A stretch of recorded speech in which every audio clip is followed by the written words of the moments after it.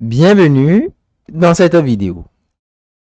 Donc, nous allons aborder l'exercice 3 et 4 que voici. On prend ici OABC, 4 points non coplanaires.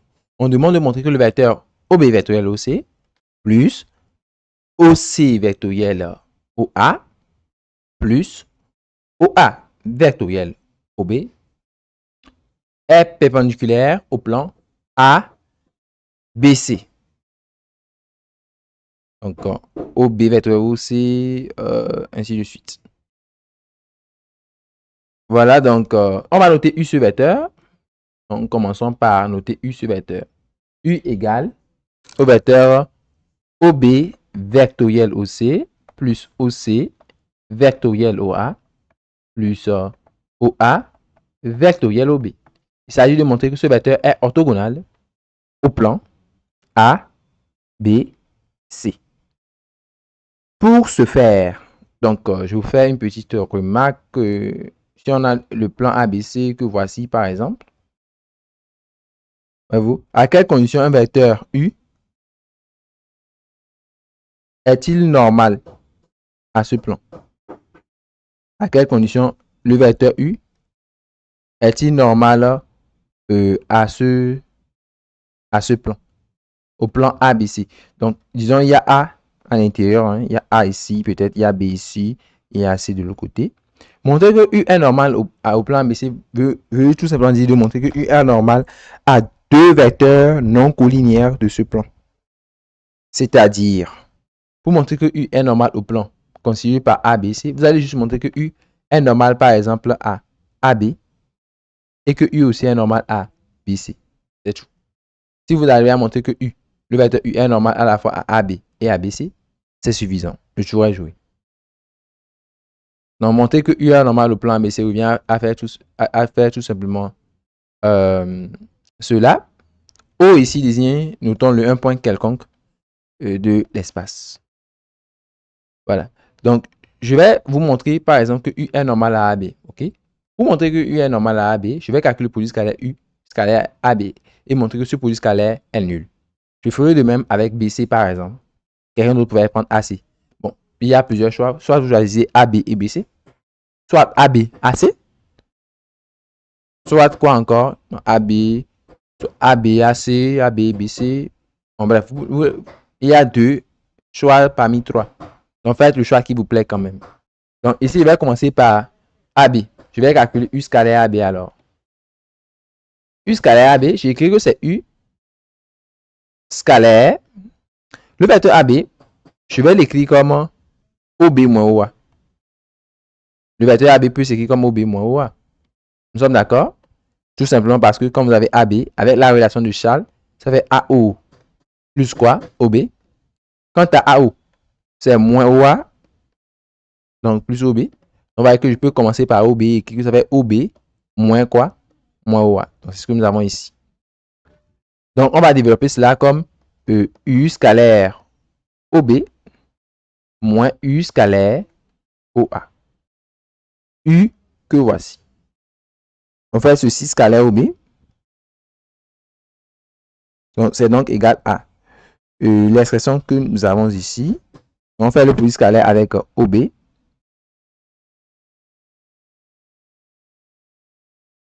Donc, on fait ceci scalaire OB moins. On prend la même expression. Voilà. Donc, cette fois-ci, scalaire quoi? Scalaire OA tout simplement. Donc, scalaire OA. Et le reste, c'est juste de bien développer. L'objectif est quand même d'obtenir 0 à la fin de notre calcul. Donc, nous aurons alors, on commence. Donc, vous aurez OB vectoriel OC scalaire OB. Donc, j'écris tout patiemment. Donc, scalaire OB. Ensuite, plus OC vectoriel OA scalaire OB plus OA vectoriel OB scalaire OB. Donc, ça, c'est le premier développement. Ensuite, on applique le signe moins. Donc, moins OB vectoriel OC scalaire OA moins OC vectoriel OA scalaire OA moins encore OA vectoriel OB scalaire OA. Voilà donc ce que l'on obtient. Maintenant, il y a beaucoup d'expressions qui sont nulles. Là, il y a beaucoup d'expressions qui sont nulles. Si vous observez bien, cette première expression est nulle. Pourquoi cela? Parce que vous avez OP vectoriel OC qui est à la fois orthogonal à OB et à OC. Le fait qu'il soit orthogonal à OB fait dire que ce produit scalaire est nul. Vous voyez? Quoi d'autre ici? OA vectoriel OB est orthogonal à OB. Donc le produit scalaire avec OB aussi est nul. Quand vous arrivez à ça, OC vectoriel OA scalaire OA aussi orthogonal à OA, donc le produit scalaire avec OA est nul. OA vectoriel OB scalaire OA, c'est aussi nul parce que c'est orthogonal à OA. OA vectoriel OB orthogonal à OA, donc le produit scalaire aussi est nul. On va qu'il nous reste tout simplement deux choses. Premièrement, OC vectoriel OA scalaire OB. Et deuxièmement, on a aussi OB vectoriel OC scalaire OA. Voilà donc. Maintenant, on peut démontrer que ces deux expressions sont les mêmes en réalité. Parce que pour passer de l'un à l'autre, il suffit de faire une permutation circulaire. Ce sont des produits mixtes. Donc, je peux transformer ceci par exemple. Je peux commencer par OB, ensuite aller à OC et terminer par OA. C'est ça qui me donne en fait OB vectoriel OC scalaire OA, donc moins lui-même, moins OB vectoriel OC scalaire OA. Vous voyez donc que ceci est donc égal à 0. On vient donc de montrer que le vecteur que j'ai baptisé U, donc scalaire, le vecteur AB a donné tout simplement 0. Marquez une pause. Si possible, roulez la vidéo derrière pour revoir le principe du raisonnement. Et démontrer de même, voilà, démontrer par le même raisonnement que U scalaire AC ou bien U scalaire BC, voilà, l'un en tout cas est nul, l'un ou l'autre est nul. Vous montrez ça. Vous pouvez donc conclure que le vecteur U est à la fois orthogonal à deux vecteurs non collinéaires du plan ABC. Vous pouvez dire que U, voilà, est alors collinéaire à deux vecteurs. Deux vecteurs. Je dis U est collinéaire. Je veux dire quoi? U est orthogonal. Voilà, c'est ça le mot. U est orthogonal à deux vecteurs. Voilà, non collinéaire du plan ABC. Cela est suffisant pour pouvoir conclure que le vecteur U est normal au plan ABC. Au plan ABC. Et le tour est joué. Le tour est joué. Donc, vous faites, je vous laisse faire la suite puisque c'est le même type de raisonnement. Vous devez être capable de le faire. En deuxième année, vous devez être indépendant. Vous devez déjà commencer par acquérir de l'indépendance. Voilà. Donc, on y va avec la question 4. On demande ici de déterminer les endomorphismes antisymétriques de R2, espace vectoriel euclidien réel. En gros, nous sommes dans un espace encore plus simple que celui qu'on a eu à dire dans le cours, puisque ici c'est un espace de deux dimensions. On veut trouver tous les endomorphismes, je dis bien tous les endomorphismes antisymétriques de R2. Voilà. Tous les endomorphismes antisymétriques de R2, c'est ça l'objectif en fait voilà, de cette question. Donc au niveau de la question 4, c'est ce que nous voulons faire, de déterminer tous les endomorphismes antisymétriques de R2. Tel que nous l'avons démontré, je pense dans le cours, je vous ai dit que tout endomorphisme antisymétrique a une matrice qui est elle-même antisymétrique. Et j'ai dû expliquer, je vous donne un exemple de matrice antisymétrique. une matrice qui a des zéros sur la diagonale principale et dont les coefficients sont opposés de part et d'autre de cette diagonale. Donc ici, j'aurai par exemple 7, moins 7. Si je mets ici moins 9, je dois mettre ici 9. Si je mets ici moins 10, je dois mettre ici 10. Bon, bref, vous aurez compris, bon, c'est pas très bien arrangé. Donc 0, 7, ce sont les lignes, ça. C'est-à-dire AIJ, en un seul mot, AIJ égale à moins quoi? AIJ égale à moins AJ en un mot. Bien, en une phrase. Bon, allons-y. Donc, je vais utiliser cette approche ici. Okay? On veut trouver tous les endomorphismes antisymétriques de R2. Je vais dire que on va prendre la base canonique. Okay? Donc, soit ici, E1 égale à 1, 0. E2 égale à 0, 1. Ok, donc j'ai pris la base canonique constituée de ces deux vecteurs. 1, 0 et 0, 1. Deux vecteurs seulement, nous sommes dans R2. Et nous allons prendre aussi un endomorphisme antisymétrique. Voilà, et on prend aussi F, un endomorphisme antisymétrique. Un endomorphisme antisymétrique de R2. Voilà. J'ai créé que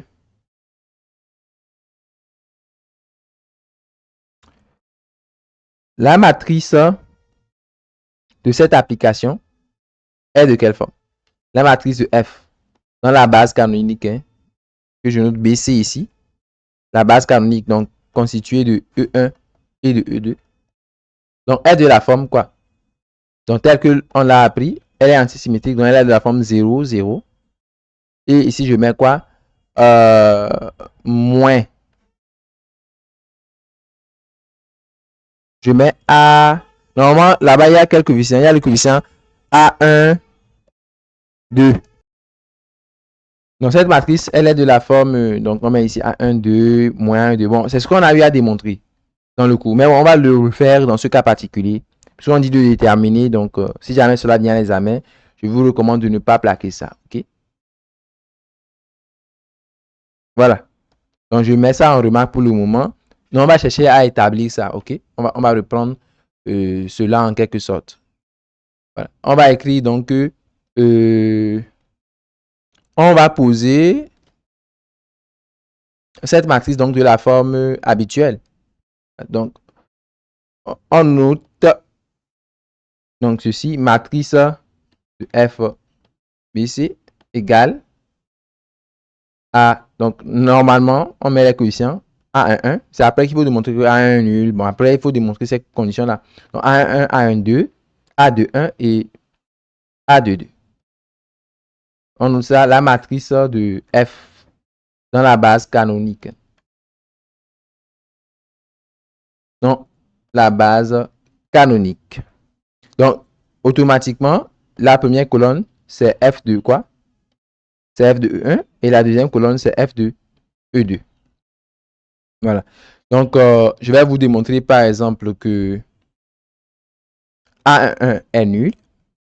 F de E1, notons que F de E1 ici, c'est égal à, voilà, tel que je l'ai dit, A11, A21. D'accord. C'est A11, A21. A11, A2, 1. Maintenant, si vous prenez E1 lui-même, c'est quoi? C'est 1, 0. Donc, si vous faites F de E1 scalaire 1, cela donne combien? F de E1 scalaire E1. Cela donne, on fait A1 fois 1, c'est ça, non? Pour faire le produit scalaire, on fait le produit coefficient par coefficient. Donc, A1 fois 1 plus A21 fois 0. On va dire que ça va donner A11. F de E1 scalaire 1 donne A11. Faites la même chose pour les autres. Hein? Vous faites exactement la même chose pour les autres. Donc, si je veux prendre par exemple pour A1, 2, je vais calculer F de E1. Je vais prendre F de E1 scalaire aussi E2. F de E1, par exemple, donc F de E1 c'est toujours A11. J'ai dit que c'est la première colonne pour F de E1. Donc A11, A21.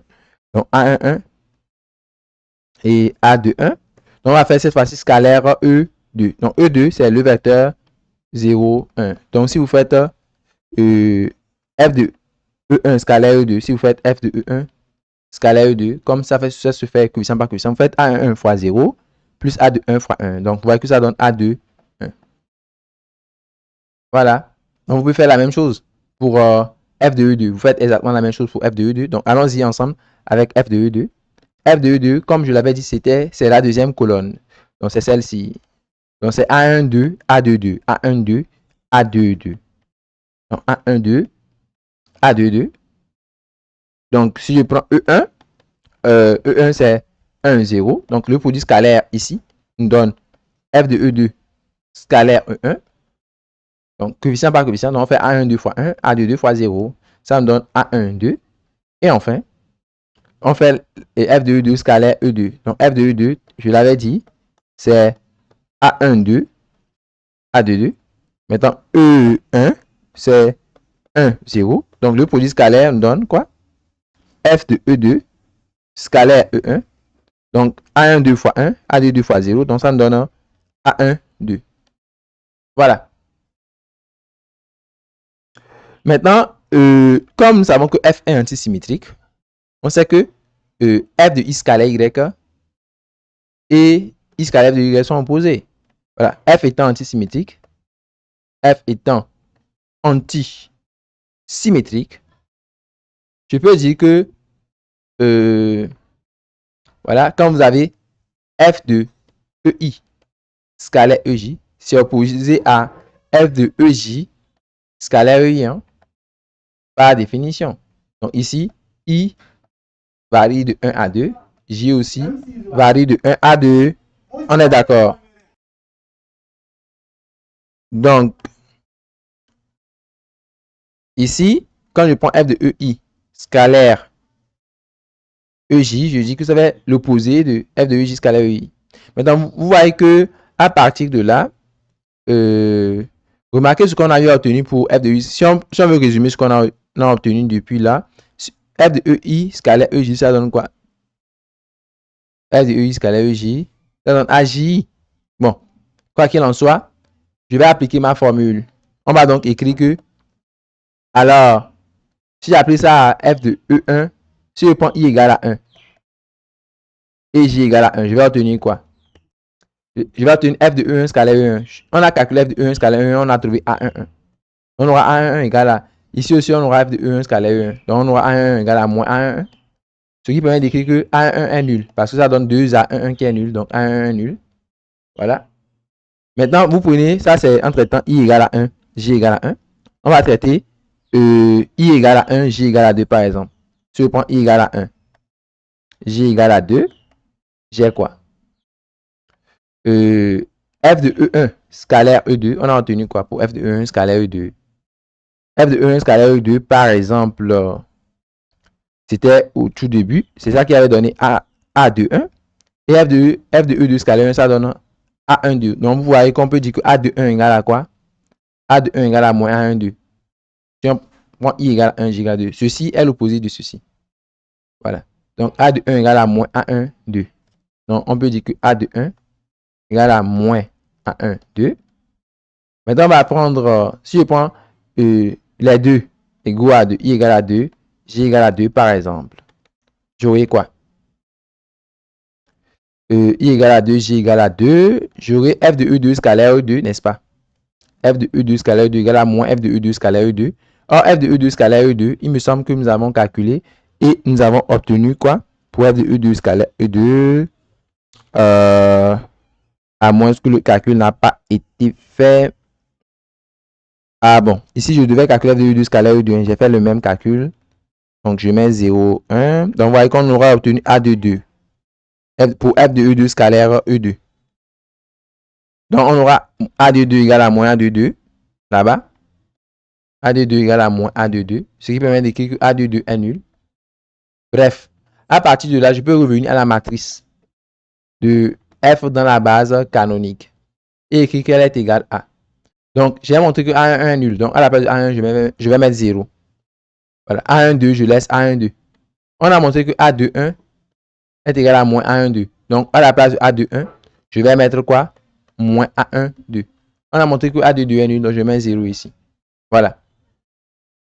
Vous pouvez poser, maintenant, on va poser ça à l'égal à alpha, hein, alpha constante réelle, ok? Je vais mettre que c'est égal à 0, alpha, moins alpha 0, alpha 1 réel quelconque.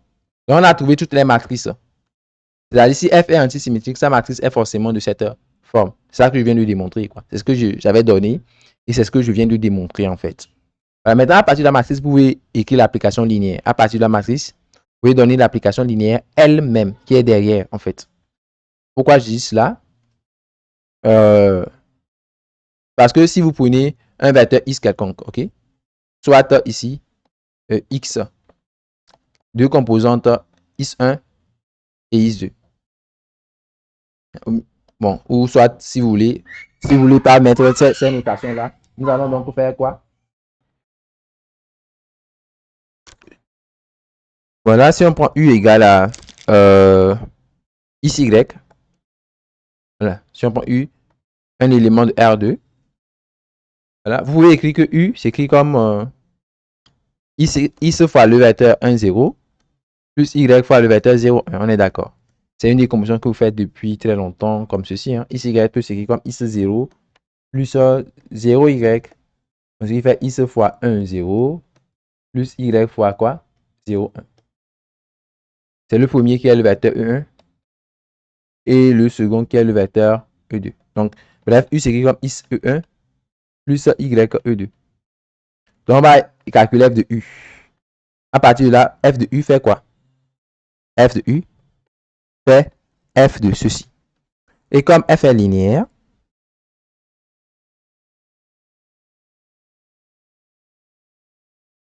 voilà, comme f est linéaire, comme vous avez ça, vous pouvez écrire, vous savez quoi? Is f de E1 fois le vecteur f de E1 plus y fois quel vecteur? Le vecteur f de E2. Vous connaissez déjà f de E1, puisque c'est ça, c'est cette première colonne qui est f de E1. C'est la deuxième colonne qui est quoi? F de E2. Donc f de E1, c'est 0 moins alpha. F de E1, on va remplacer tout simplement par 0 moins alpha. On va Is fois donc 0 moins alpha plus Y fois. Quant à f de E2, c'est quoi? C'est tout simplement alpha 0. Donc vous mettez là-bas alpha 0. Alpha 0. Voilà donc. Nous écrivons alors que ça fait quoi? Donc ici, is fois 0 moins alpha, ça fait 0 moins alpha is. Y alpha 0, ça fait quoi? Alpha y 0. Et vous faites maintenant l'addition. Donc l'addition se fait coefficient par coefficient. Donc on fait 0 plus alpha y. Donc ça donne alpha y. On fait aussi moins alpha is plus 0. Ça fait donc moins alpha x. On vient de calculer donc f de u. Hein. Donc il y avait pris u égale à quoi? U égale à is y. Voilà. Donc on avait calculé. On vient de calculer f de u, c'est-à-dire f de quoi? Xy. F de xy est alors égal à quoi? Je vais mettre alpha donc en facteur et avoir alpha fois quoi? Fois le couple y moins x. On a donc trouvé l'expression de tous les endomorphismes, antisymétriques. Voilà. Où alpha ici est une constante réelle. Donc voilà. C'est l'expression générale de tous les endomorphismes antisymétriques de R2.